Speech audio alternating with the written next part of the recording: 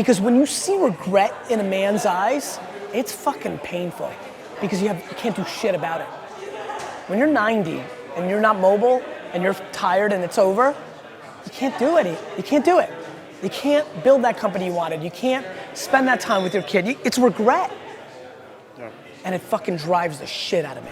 If you are 22 years old, you are entering, first of all, some of the greatest years of your life, A, but B, this is the moment, because you have to understand, this next 5-year window is when you don't go practical and safe. This is not the time. I think people are depressed when they don't have things into context. They don't realize how lucky they have it.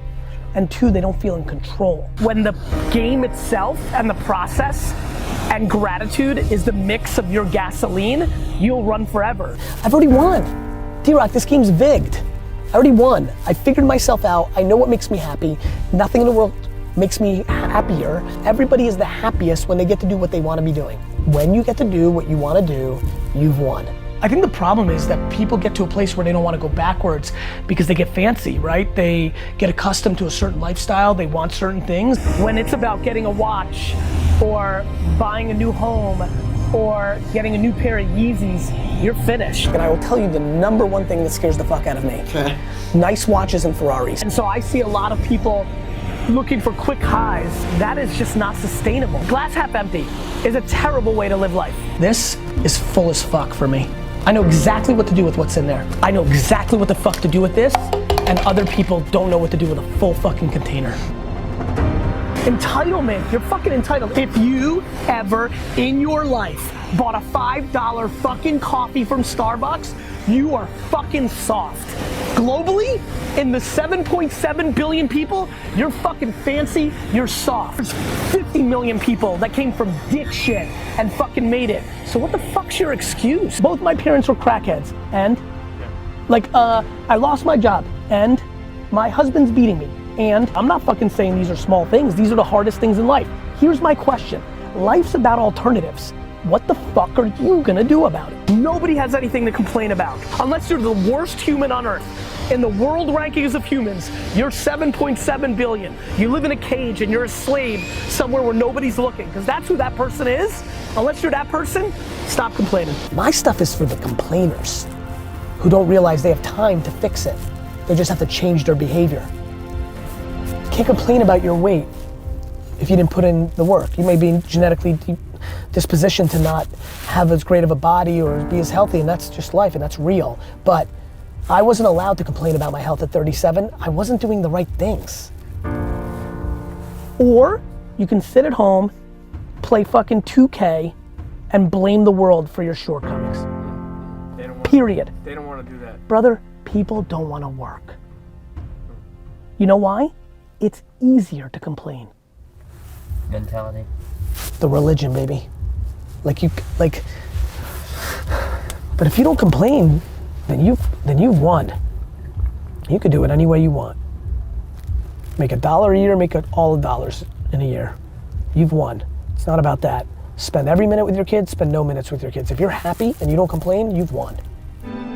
But this is exactly when you can live with 4 roommates in a basement and eat fucking fast food. Do you understand?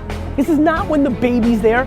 This is not when you've been married and you promised. This is not when the world has sucked out all your dreams and hopes yet. You still got this window.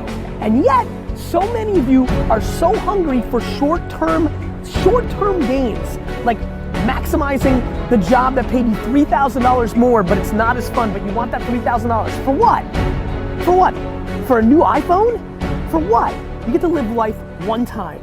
And this is the time right now to understand what's actually happening and actually map your behavior to something that will impact you for the next 80 years. So promise me that you understand that the land grab of happiness starts right now. That you don't have to worry about getting that job. What you should do is go and travel and learn. Go and start that business that you've always wanted. Hook up with those 3 teammates and start that band you've always wanted. This is the time to be massively risk oriented. I know that this is when you're supposed to grow up and go see the world. But guess what? The world isn't what mommy and daddy told you.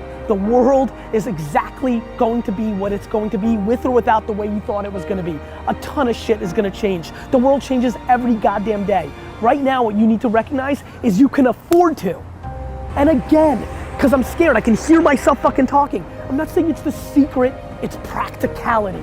When you are in your early 20s, this is when you can grind at your highest levels, because there isn't all the fucking baggage that comes across from life. It's harder for the 42-year-olds that are watching right now to listen to this advice. You can't just wake up tomorrow and be like, let's go. Because little Sally has soccer fucking practice. And because you've got a million other things that are holding you down.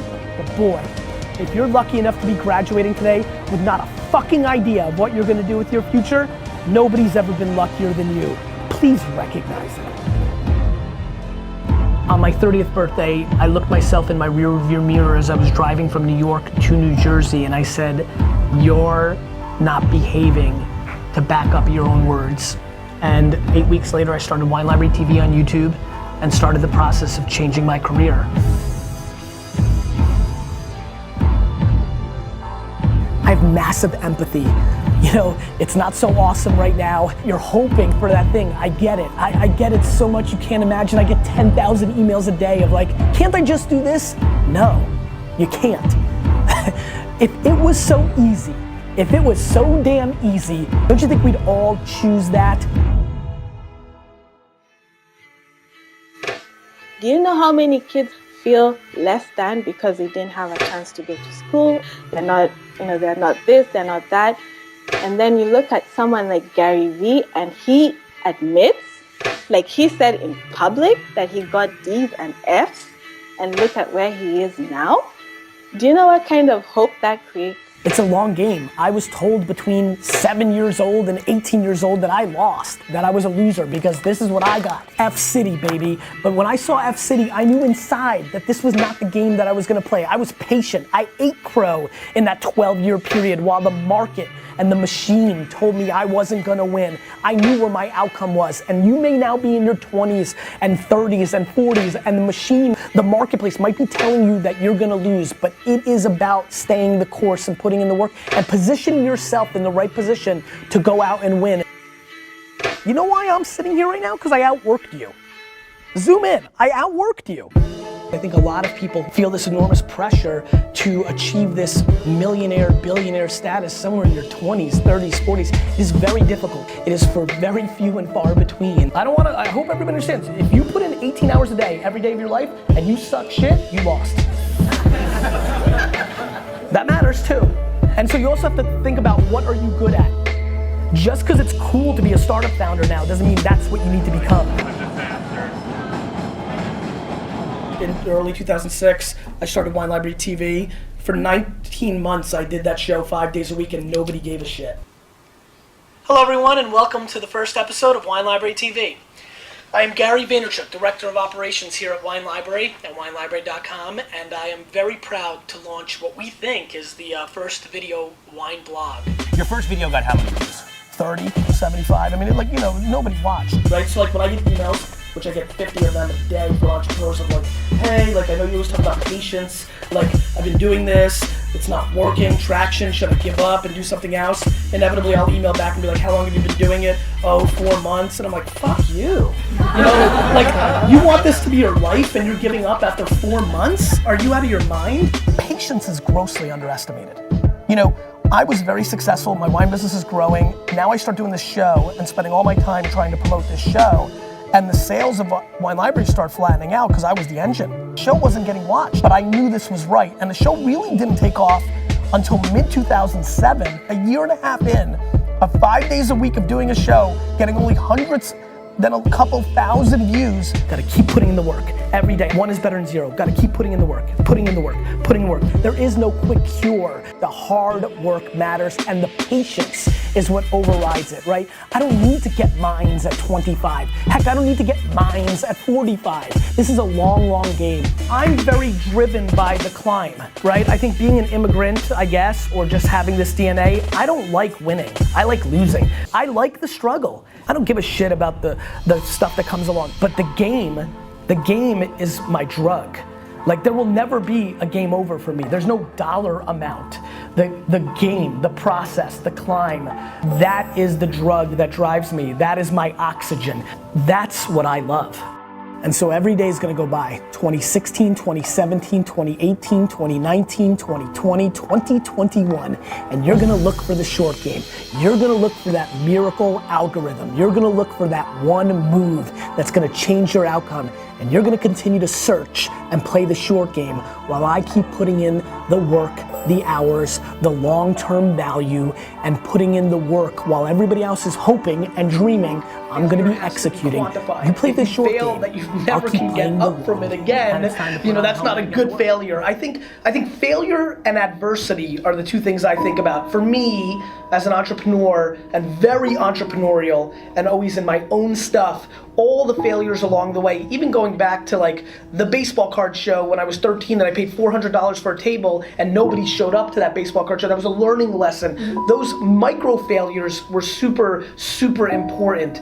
I think, you know, it depends on your stomach, right? Like if you really fail, like go out of business, I think people take one of two ways, right? They're like just finished and they're never able to get off the mat and they go in a different direction. So to me, I think quantifying the failure is important to me. They gotta change, you gotta evolve. Like Madonna did it right. She reinvented herself 14 times. That's why she had a long career. You know, like you've gotta reinvent yourself. You know, so let's talk about sports. When you're the best athlete and you're like the guy and you're like one of the top 15 players, Draymond Green, he's my buddy. Draymond really worked on his game every offseason. You know, Ricky Rubio, the flashy point guard from Minnesota, if he developed his outside shot, he would have been a much bigger player. He had all the passing skills, the quickness, he's got everything. If instead of going to Ibiza and fucking chicks in the off season, he worked on his 18-foot jumper, he'd be in the game. If you have ambition, your actions have to match that. And too many people are just like not putting in the work. Their mouth is way ahead of their fucking, actions. Like, really? You're gonna be the greatest NBA player of all time? Why? Because you think you got a little handle on the weekends? You need to shoot 15,000 free throws before school every day. What did you do from Friday 5 p.m. until Monday 7 a.m.? I'm just curious, like, and I don't think you shouldn't have a weekend, but I think everybody's ambition actually is more predicated on their actions than their words. My friends tell me all the time they're so ambitious, and I'm like, if that's true, then you punt leisure, and you punt concerts at Jones Beach, and you work. I realize what's going on here. One life.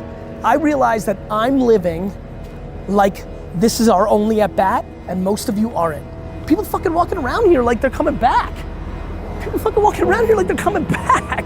You're not coming back. Well, listen, I don't want to impose my beliefs on others. Maybe you believe you come back.